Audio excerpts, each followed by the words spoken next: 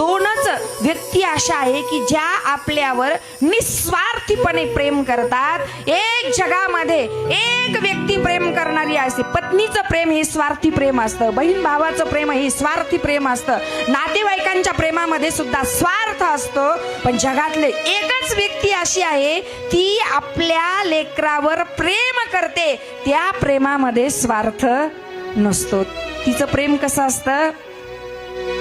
लेकुराचे हित वाहे माऊलीचे, चित्त ऐसी कळवळ्याची जाती करी लाभावीन प्रीती। निस्वार्थपणे प्रेम करणारी एकच व्यक्ती जगामध्ये आहे, ती म्हणजे आई आहे।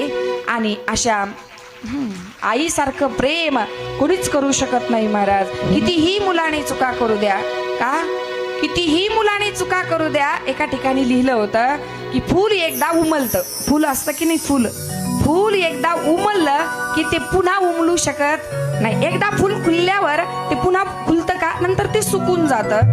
एकदा मनुष्याला मानव जन्म मिळाला तर तो परत मिळत नाही। एकदा फूल उमललं तर परत उमलत नाही।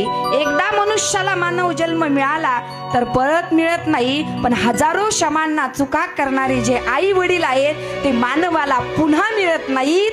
हा आई वडिलांचा आणि आईच्या लेकरांच्या विषयी आई वडिलांचा